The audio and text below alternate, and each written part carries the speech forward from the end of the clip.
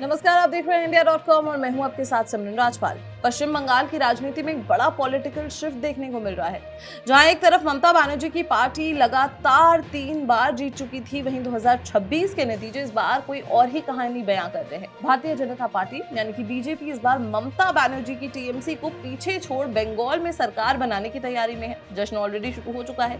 ये नतीजे सिर्फ एक जीत नहीं बल्कि बंगाल की पॉलिटिकल लैंडस्केप में एक बड़ा शिफ्ट सिग्नल करते हैं, जहां टीएमसी का प्रभाव चैलेंज हो रहा है और कम भी हो रहा है। देखिए, 15 साल पहले ममता बनर्जी ने मां माटी मानुष के नारे के साथ 34 साल पुराने लेफ्ट रूल को खत्म किया था। ये 3 M's उनकी पॉलिटिक्स का कोर बन गए थे, लेकिन 2026 में इक्वेशन बदलती हुई दिख रही है।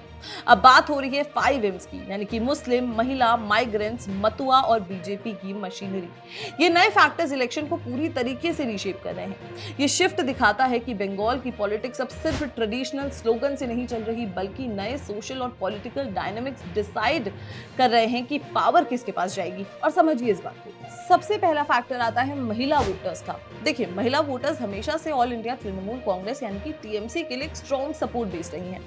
ममता बनर्जी ने लक्ष्मीर भंडार और कन्याश्री जैसे स्कीम्स के जरिए महिला वोटर्स को टारगेट किया था, लेकिन 2026 में बीजेपी ने भी औरतों को लेकर वादे और वेलफेयर स्कीम्स पर फोकस किया। इसके साथ ही साथ आरजीकर मेडिकल कॉलेज केस जैसे इंसिडेंट्स को हाईलाइट करके वुमेन सेफ्टी को एक मेजर इलेक्शन इशू बनाया गया। ये शिफ्ट दिखाता है कि महिला वोटर्स जो ट्रेडिशनली टीएमसी के साथ थे, अब शायद डिवाइड हो चुकी हैं। अगला फैक्टर है मुस्लिम वोट।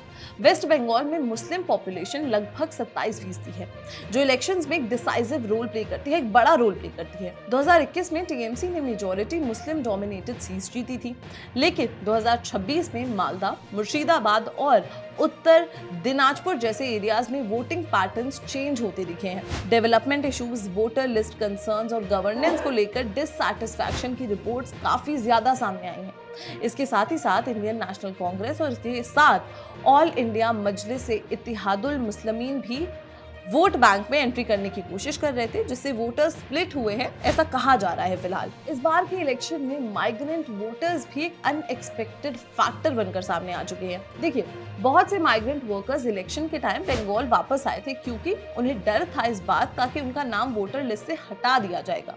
इस वजह से उन्होंने अपनी प्रेजेंस इंश्योर कराने के लिए एक्टिवली वोटिंग में पार्टिसिपेट किया। ये सडन जो इंक्रीज हुआ इन वोटर पार्टिसिपेशन इलेक्शन रिजल्ट्स को अनप्रिडिक्टेबल बना दीजिए। ये sudden increase in voter participation election results को और ज्यादा अनप्रिडिक्टेबल बना देता है।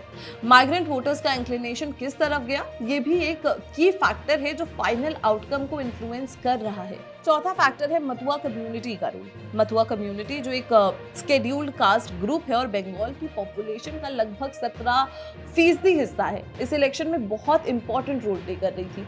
ये कम्युनिटी पहले भी बीजेपी के राइज में एक इंपॉर्टेंट फैक्टर रही है और इस बार भी उनका सपोर्ट बीजेपी के साथ कंसोलिडेट हुआ है और यही चीज डायरेक्टली इलेक्शन रिजल्ट्स को इंपैक्ट कर चुकी है। मतुआ वोटर्स का डायरेक्शन बंगाल पॉलिटिक्स में किंग मेकर की तरह काम करता है और इसी वजह से सभी पार्टीज, चाहे वो बीजेपी हो या टीएमसी हो, उन्हें रुझाने की सभी पार्टीज ने बहुत कोशिश की। इस बार के चुनावों में बीजेपी की स्ट्रैटेजी का सबसे स्ट्रॉन्ग पिलर उसकी इलेक्शन मशीनरी रही है।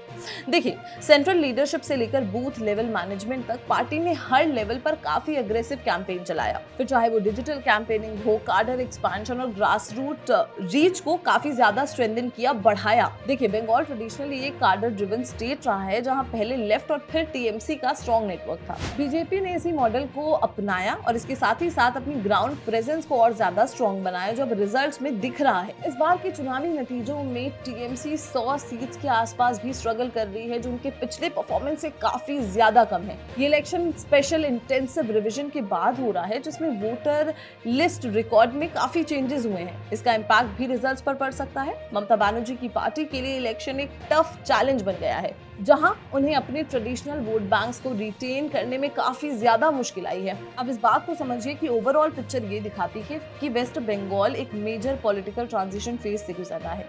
एक तरफ ममता बनर्जी का एस्टैब्लिश्ड मॉडल है और दूसरी तरफ बीजेपी का अग्रेसिव एक्सपेंशन।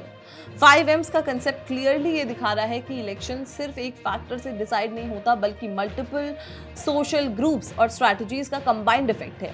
अगर ट्रेंड्स रिजल्ट्स में कन्वर्ट हो जाते हैं, जो लगभग हो ही चुके हैं, तो ये बंगाल के पॉलिटिकल हिस्ट्री का एक टर्निंग पॉइंट होगा, जहां पावर डायनामिक्स पूरी तरीके से चेंज हो सकते हैं। बंगाल में सत्ता बदलती हुई दिख रही है और ऑलमोस्ट नतीजे साफ ही हैं कि बीजेपी इस बार बंगाल में सरकार बनाने वाली है। तो इस पर आपका क्या कहना है, मैं अपनी राय कमेंट बॉक्स में जरूर बताएं और देखते रहें इंडिया.com।